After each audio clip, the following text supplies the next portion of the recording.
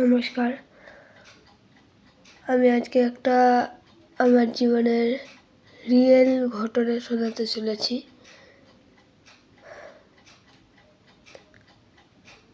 আপনারা শ্রীরামপুর শ্মশানকালীর নাম তো শুনেছেন, বল্লভপুর।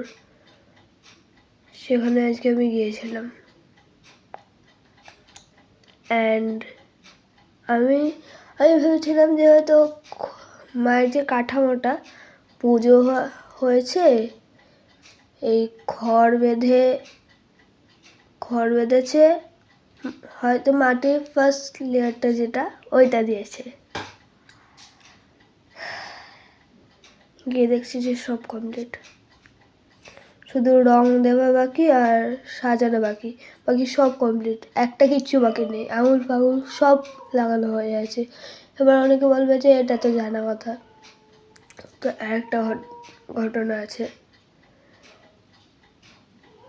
আমার একটা দোকানে একটা মায়ের ছবি খুব বেশি পছন্দ হয়েছিল, খুবই বেশি পছন্দ হয়েছিল। সেটাকে আমি বাবার থেকে বায়না করছিলাম যে বাবা কিনে দাও। বললো যে না, মায়ের ওটা ছিল শ্মশানকালী মতো, ওরকমই, বাট ওরকমই।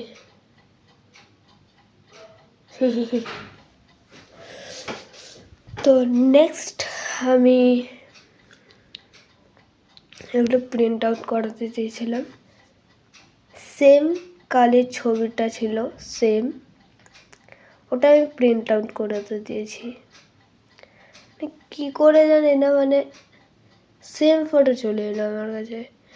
আমি নর্মাল কালির সার্চ করলাম, গুগলে গিয়ে উপরে উঠলাম, পাচ্ছিলাম না। বাট অনলি গড নোস কি করে জানি না পেয়ে গেলাম সেম ভাবে। এটা কি বলবো, আমি নিজেই বুঝতে পারছি না। তো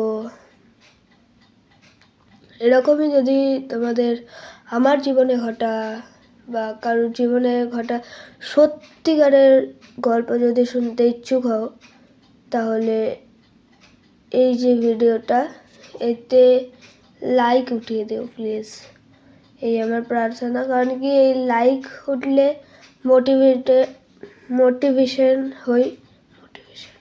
মোটিভেশনাল একটা উৎসাহ কাজ করে আমার মধ্যে, যে হ্যাঁ ভিউজ বাড়ছে, এবার আমি আরও ভালো করতে পারবো ভিডিও আপলোড।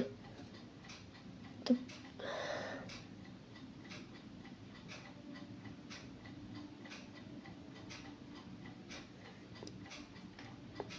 প্লিজ করে দাও, আর সাবস্ক্রাইবও করে দিও।